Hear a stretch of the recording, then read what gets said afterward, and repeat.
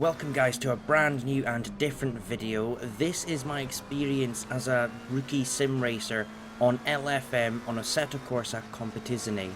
Now you can see this is the track Misano, and well, my first few laps were pretty dismal, but I kind of wanted to show this as a perspective from someone who has not ventured into this side of sim racing previously, or at least in quite a while. Now you'll see a lot of my laps I show wide corner taken such as that in qualifying, and this was to give you the idea that I really was new to the side of it.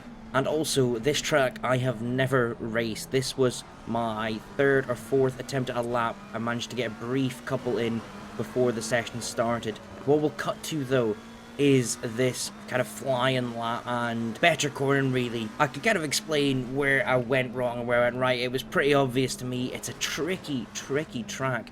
The chicanes are very unrhythmical. There's no feel to them, if you can describe it as that, if you know what I mean. What I'll say is that ultimately my qualifying lap was a 1:38. I think it was 0.6 was my fastest. And in the race, I'll tell you now, I did get a 1:36, so 2-second improvement just in there. And you can see drifting wide into that corner was completely offsettling. This sector though, this was a tricky one that I did eventually kind of cope with by the end. What I will say is that you don't have to be too stressed about your ability if you're looking to venture into low fuel motorsports. That is why there's this rookie division. You do have to be considerably decent over a qualifying lap to enter the series. You have to be able to do 7 consistent laps within 107% of their fastest time. But that isn't as bad as it sounds. So that was the finishing off our flying lap, and as I see it was a 1:38.4 I believe it was in the end.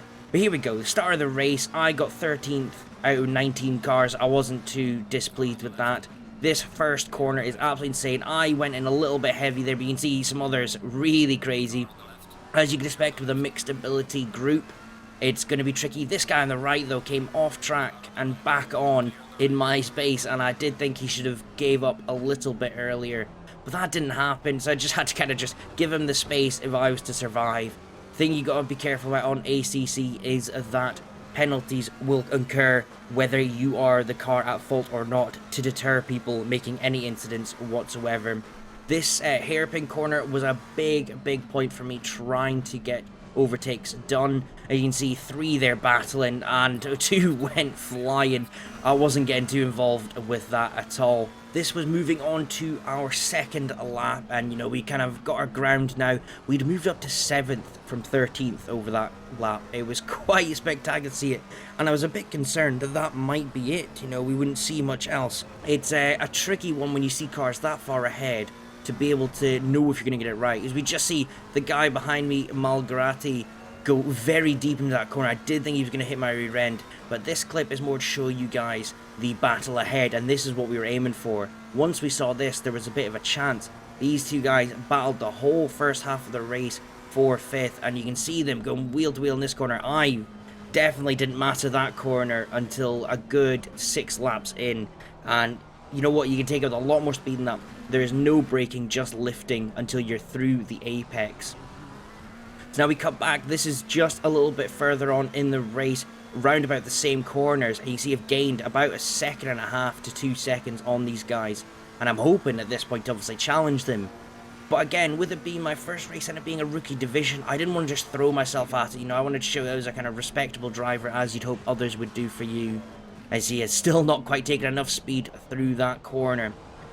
But once we've got to grips with it, we can start to challenge them in areas we're more comfortable in on each certain corners. Definitely around the middle sector and end sector there is where I was seeing the opportunities rise. But ultimately these guys though were a lot quicker than me through the first sector. I couldn't quite get that right. It took me until I think the last 2 laps to start feeling that properly. But you see this red car of lanes weaving backwards and forwards, and that continued on for a while. And we just had to stand our ground and hope the opportunity arise, and that did happen eventually. You see here, they're going in together, and I was hoping to get my opportunity to accelerate out and catch them, but I just wasn't in the pace as same as them. It was so tricky to just find that rhythm. through that last bit. I know I'm saying rather a lot, but this track is definitely one you don't feel like you can get it. It does take a lot of practice on this kind of track. Now this was a very special moment. We come through this fast sector. You can see I'm still cautious because he'd gone wide, but I took my opportunity because of that. It is what I was waiting for. He made his mistake and I pounced. Now I was thinking, oh god, how am I going to keep 6th? There's no way I've put myself in. I will be honest, I was sweating, my heart was going. It has been so long since I've tried any kind of race in this format. And yeah, you can see, as I said, first sector was these two guys' specialty, so I'm already being challenged again into turn 1. And this chicane is not one I thought I'd ever have to battle someone in, but I stuck my ground. I did push it a little bit just to give him a bit of a challenge, but he's still alongside me. I go into this corner again. I thought, no, I can't, I have to go cut short. Went for the classic Alonso move of outside inside. You see it a lot in Formula 1, well, in any racing really, and it felt good to get a move like that completed. Once again though, this red Ferrari was not done with me, and you see he tries to force himself on the grass on the inside. I was clearly covering that. Maybe you guys think that wasn't quite there for me to block that, but I had felt I'd already confirmed I was on the inside defending there. And well, yeah, this is a whole half lap we have just continued this battle.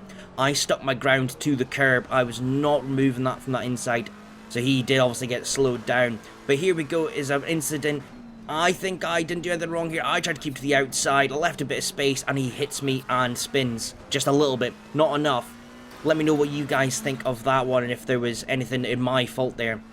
We cut back, that guy had pulled away in front, but he's off on the grass on the right, giving us a free 5th place. Now we've cut to the final lap, lap 12. This was the guy who originally nearly took us out lap 1, or lap 2 I think it was, I showed in the clip earlier. He's now being lapped, unfortunately. I thought this race was done and dusted. Guys are 4 seconds behind me and I had it. This back marker had me on the edge here. If you just watch what happens, he's getting all out of shape and then he's on the racing line, eventually moves off onto the sand, or the gravel even, and I was shitting it, to be honest. I thought that was me about to lose my 5th place and get some penalty points, but that is me finishing the race and coming across the line to secure what ended up actually being 4th. Now, I hope you guys have enjoyed this one. Let me know if you want to see more and if you want to put a bit more detail in it for our next video.